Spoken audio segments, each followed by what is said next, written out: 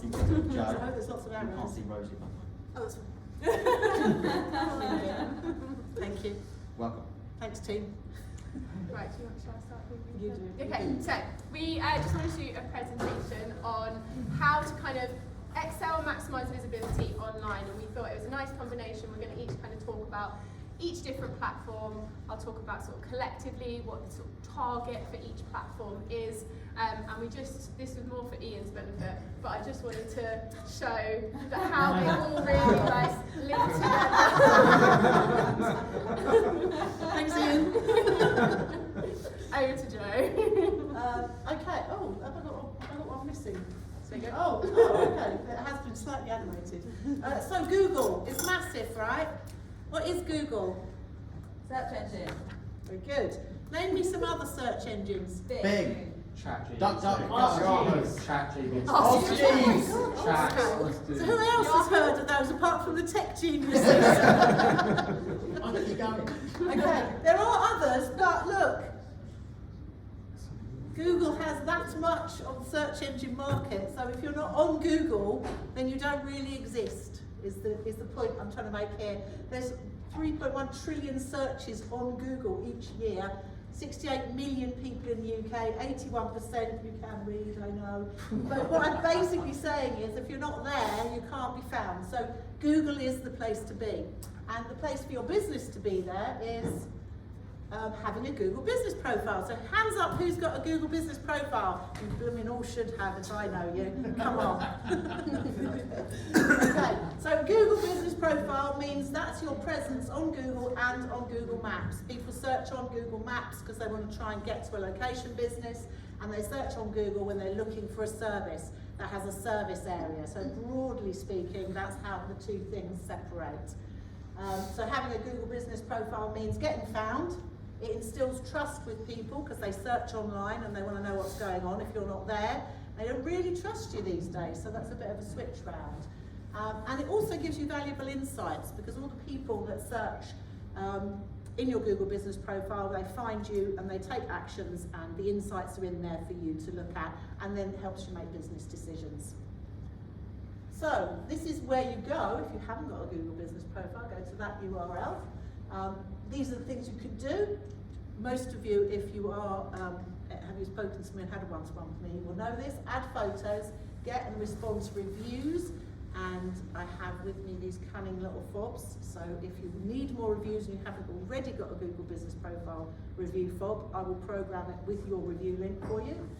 You can add and edit your products and services and take bookings and updates. It includes all this information about your business. Your business has so much information that it collaborates with across the whole of the internet because Google is so large. It checks things. It makes sure that all the information is right. So the more solid your information is on the internet as a whole, the better you are, Google is likely to show for your business services. So make sure that all your information is up to date. And the latest thing that we have is that your social media platforms is now possible to put them in yourself. So if you haven't looked in there lately, access it via Google Maps app. If you're logged in the right account, on the bottom right, you've got a business tab now. Go in there, add all your social media platforms. It's really important to have social media, but I'm not going to tell you about that. I'm going to hand over a rather nice segue over to Megan. Thank you very much. There it is. So I just wanted to talk a little bit about each of the platforms and kind of the target of those platforms. So Instagram, this is how I always say, especially for trades, because that's my target audience. But 25 to 50 is sort of, 50 is kind of on the upper end of it when it comes to Instagram. But the most people that are going to be sort of searching for you are going to go to Instagram first because it's the most visual platform. And that age range of 25 to 50 is a really good range because that is where your clients are that are more likely to convert. So I'm going to talk more about kind of those four at the end and conversions and things like that, but I just wanted to go through what's the best way to kind of where to put your time. So I would always say Instagram is going to be the place of where to put your time. because of the direction that people will go when they're looking for you. Facebook is really good, and it's really important to make sure that you are cross-posting onto Facebook, because that is going to capture the 45 to 55 plus bracket. A lot of Facebook groups, I'm such a big fan of Facebook groups. I think that they are vastly underappreciated for how valuable they are, and this age bracket love a Facebook group. There's loads of mums networks. I'm a part of loads of mums networks. I'm a part of lots of local communities on Facebook, and posting job adverts. If you have a vacancy, you've got to be on Facebook and you've got to be on those groups, because I have done probably all of my local hires are from those Facebook groups. Just business in Hertfordshire, things like that, just search them, put them in there. It's a really, really great resource. So make sure you're using that for people recommending you and things like that. It's a great place for that. LinkedIn, Rosie's going to talk a little bit more about LinkedIn in a moment, but LinkedIn is more that personal touch. So it's interacting as a person alongside your business, but Rosie will go into a bit more detail with that in a moment. And then I always have people ask me about TikTok and whether they should be on TikTok. They hear a lot about TikTok. People can get money from TikTok, and it's the same for YouTube. Should I be on YouTube because I can monetize YouTube? But TikTok is going to be great for engagement, but that's not really where your ideal clients are going to be converting. They might like to look at it because it might be satisfying content and it's just, pleasant to watch, but actually 16 to 24, they don't have the money to do a big house or an extension or a garden, things like that. They're just there for the quick sort of dopamine hit. Twitter, X, I don't think that's where your target clients are going to be, really. It's a very sort of informative place these days in terms of sharing blogs and things like that, so probably not where your target audiences are going to be. Threads is much of the same, and YouTube, people are often interested in YouTube because they hear like, I can get money from YouTube, but you have to have a very, very clear purpose for YouTube of what you're trying to pitch, because someone's not going to watch a sort of walkthrough of a beautiful home on YouTube in the same way that they might on Reels on Instagram. And you have to have a lot of script writing, a lot of really good editors to get really good traction on YouTube. So yeah, the other thing is podcasts as well. A lot of people ask me about podcasts. If I do podcasts, I don't do podcasts, but I have a really great podcast guy in my network that anyone that wants to do podcasts, I can introduce you to. Podcasts can be really great, but again, it's having a really clear purpose of who you're engaging and what you're trying to achieve. And it's usually when you've got a great following on these that people start to care to listen to you. So that's something that's really important as well, that you can't just sort of jump into it and expect it to sort of boom. You have to have people who care about listening to what you have to say. This is just a very, very quick as well crash course into how to go beyond your following with your profile, and just thinking about that initial sort of top part of your profile when people click on there. Location tags are vastly underused on Instagram by people who aren't using a professional to use on their Instagram, things like that. So make sure you're using location tags, because that will direct your area to your page and make you more visible to them. Hashtags as well, they're not dead. You need to have hashtags in there to make sure that you are, again, anyone searching, if someone was searching for builders near me, that's what they would type in, and so that's why we always have that as a hashtag. So you have to think, what is my target client going to be typing in, and pop that as a hashtag.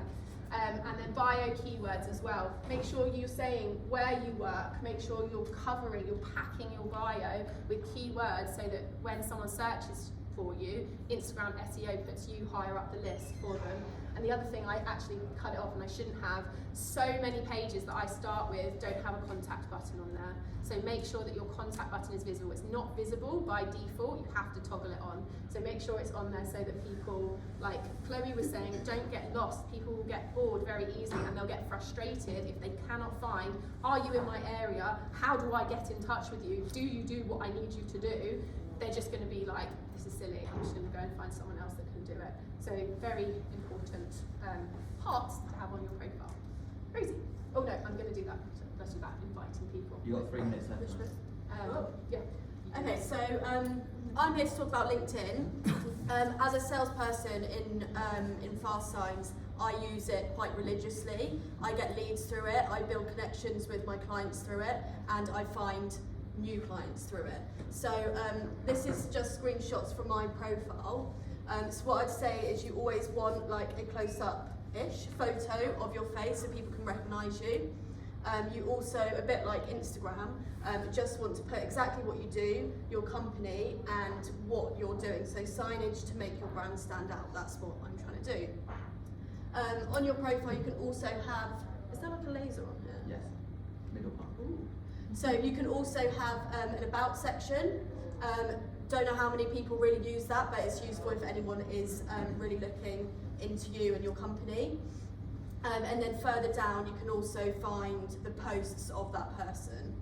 So a bit like what Megan said, you really want to focus on your personal page. It's not so much about your company page on LinkedIn, that's kind of saved for the other platforms, but LinkedIn is about you and your connections with your clients. So people buy into people, and this is how they can get to know you really well. They can get to know what you're doing day to day. If you follow me or are connected with me on LinkedIn, you'll see I quite often post like 3 or 4 times a week of what my day is looking like, where I've been, who I've met, and that sort of thing. So people are interested in you and what you're doing in the business rather than your company profile. So a big thing that is so important to LinkedIn is tagging. So when you're posting, again this is examples, when you're posting you want to tag everybody that's to do with that post in it, and that is going to show up on all those people's feeds. So that is how LinkedIn works. So just some examples here. This one, I was travelling up north to a convention, and so I kind of just gave a brief explanation of where I was in Euston Station, and there'd been like a whole shit show, so it was chaos. But that's something that people can relate to, especially London folk. They can see, oh yeah, Euston's a shit show. I then tagged Fast Signs Manchester, who I was going to visit that afternoon. So that's going to show up on the Fast Signs Manchester feed. I then tagged the 2 people that I was going to visit. So my post is then going to show up on their feeds for their clients and their connections to see. I then went on to tag other people that I was visiting the next day, and then I tagged my company page. So just from that one post, I'm going to be showing up on all of those people's companies' profiles and their personal profiles. So their clients, their connections are going to see me, which is what we want to do. And another post, which I really like to do, is just add something a bit more personal in. It's not always business, business, business. People like to see a bit about you and what you're doing. So en route to this particular convention, I mentioned that the night before I went to the O2 to watch London Grammar, and that I was up very late, and then I was up at the crack of dawn to get this very early train to the Fast Signs convention. I tagged Fast Signs, I tagged Fast Signs St Albans, and I tagged my boss because I tag him in everything because he doesn't post. So that kind of shows a bit about me and what I've done in my personal life for all my clients to see. So the next time I saw a particular client who's based in Hoddesdon, he was like, oh, how was London Grammar? And that starts a conversation, and that's kind of outside of the business conversations, but he's got to know me a little bit. And then this one on the end is a time-lapse videos. You can use video and photos that I put up and tagged one of the clients in. I hadn't actually met him before, but when I next saw him, he was really, really grateful that I tagged him, because then it showed to his clients what they were doing to upgrade their fleet of vehicles. So it's all about tagging, it's all about just the connections so that you're seen in a wider circle. Just mixing up what you're posting about. So it's not always like, oh, this is the house that I built today. Like, you want to mix it up, you want to talk about different things, you want to talk about your journeys, you want to show projects afterwards, you want to show in progress. I even put a picture of my dog on there once, and that got like so much engagement, I just don't know what to do. And then go back to the company profile. So like Megan, FJ Digital are doing all of our socials at the moment at Fast Signs St Albans, and one thing that they're doing is posting onto our LinkedIn company profile, but instead of kind of our followers on there seeing it, I'm reposting all of those posts. So then all of my connections, all of my followers are going to see that. So this is a repost of what Megan's done for us on our company profile. So I tagged again Fast Signs St Albans, FJ Digital, Megan's personal profile, and then we've got our Fast Signs hashtag, my boss, and the UK Fast Signs Centre, and then that's going to show to all of those, and that's then going to boost our company profile. So my connections, if they're not already, they're going to start following Fast Signs St Albans. And then this is just another one. It was the International Women's Day post, and last year at our annual convention, 80% of the women who won, 80% of the awards won were by women. So we did a big post on that you did for us, and so all of the people in this photo I then tagged. So everybody, there's quite a lot of people on there, all of their connections will have seen that post that I posted. They all then reshared it, and it just goes out wider and wider. So I think that kind of covers everything there. So I have an idea. If we get the lights back on, what we're going to do, I'm going to stand at the front on a chair and take a selfie with everybody in it, and then later today I'm going to post on LinkedIn that photo. I'm going to tag everybody in it, and that's going to kickstart all of you kind of honing in on your personal profile, and we can just all get our wider connections out there. Lovely. Yeah, brilliant. And hold on a second, and we're also going to, do you want to talk about the collaborative post on Insta? Well, I can. Yeah? Yeah. Because it's quite With the new. companies. With Yeah, the, you want business to like to profiles. share. Yeah. Yeah, so there's two things. There's also a way that Chris Hopkins isn't here, but he asked me as well. I was just gonna I'm not gonna do the video because it was terrible. Oh, I didn't actually finish. Okay.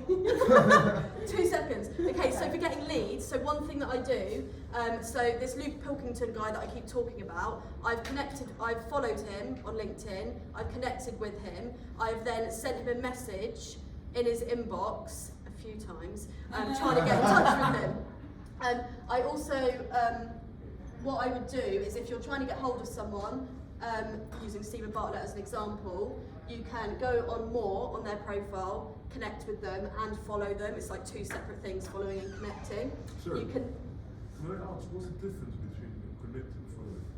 So following, so someone like this, for example, you're going to see all of their posts on your feed, but connecting, they might not accept that.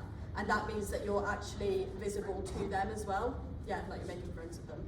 So following, you're just looking from the outside, but connecting is making friends. And they know that. Yeah, so leads-wise, I will always find the person that I want to get in touch with, follow them, connect with them, send them an in-person message. I've started doing voice notes because people don't do voice notes, and people always want to listen to a voice note. If a random person came into your inbox and there was a voice note, you're going to listen to it. So that's like a really outside of the box way of doing it, and it works. I got into Hertfordshire Zoo by doing that, and I could not get in there before that. So just find the people you want, follow, connect, engage with them, comment on all their stuff, and that is how you can get leads. Rosie, Luke's Sorry. not connected with you yet, I'm guessing. He's not your friend yet. Luke's not your friend yet. No. That's why I keep bringing it up. Are we good? Sorry, we're good to go now. We're gonna have to wrap it up there. But are we gonna do a picture there? Yeah. Okay. Thank you for that. Thank you.